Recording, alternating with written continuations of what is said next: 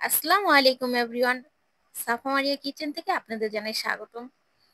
আজ আপনাদের সাথে মজাদার এক মোমো রেসিপি নিয়ে আসলাম।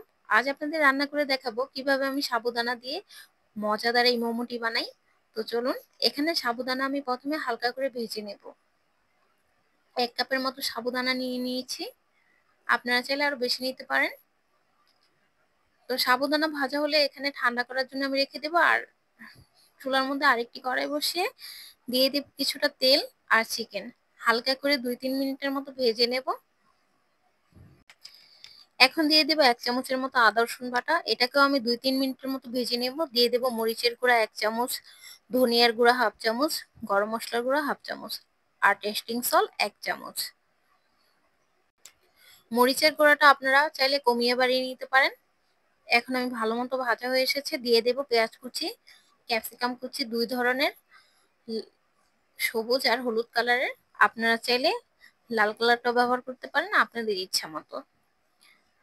তো এখন আমি নেড়ে চেড়ে ভেজে নিচ্ছি। আর আমার খেয়ালই ছিল না লবণ দিতে, সেজন্য আমি অল্প করে একটু লবণ দিয়ে নিলাম, কারণ এখানে আমি সস ব্যবহার করব। টমেটো সস প্রায় 3 চামচের মতো, 3 থেকে 4 চামচ, সয়া সস 2 চামচ। এখন ভালো মতো নেড়ে চেড়ে হালকা করে ভেজে নেব। ভাজা হয়ে আসলে এখন আমি একটি পাত্রে নামিয়ে নেব। আর আমার ভিডিওটি যদি আপনাদের ভালো লাগে অবশ্যই একটি লাইক করে দেবেন, আর বেশি ভালো লাগলে অন্যদের দেখার জন্য শেয়ার করে দেবেন। এই পর্যায়ে সাবুদানাগুলো ঠান্ডা হয়ে গেছে, এখন আমি একটি ব্লেন্ডারের জারে নিয়ে এটাকে গুঁড়ো করে নেব। গুঁড়ো হয়ে গেলে একটি ছাকনার সাহায্যে ছেঁকে নেব। চাইলে এই খাবারটি বিকালের নাস্তায় আপনারাও বানিয়ে নিতে পারেন।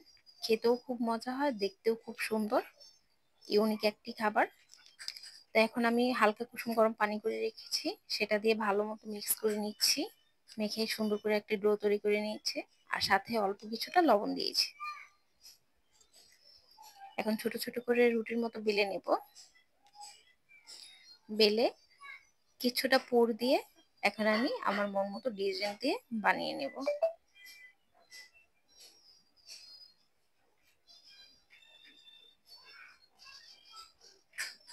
আপনারা আপনাদের মন মতো ডিজাইন করেও বানিয়ে নিতে পারেন। এই তো দেখেন আমার সব মোমো বানানো হয়ে গেছে। এখন আমি যেই পাত্রে মোমো গুলো রান্না করব সেই পাত্রে কিছুটা তেল ব্রাশ করে নিচ্ছি। নিয়ে আমি এখন উপর দিয়ে সবগুলো মোমো দিয়ে দিব।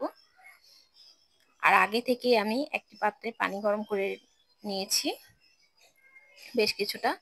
এখন এই পাত্রের মধ্যে আমি মোমোর খাঁচিটা বসিয়ে দেব, দিয়ে ভালো মতো ঢাকনা দিয়ে ঢেকে দেব প্রায় 25 থেকে 20 মিনিটের জন্য।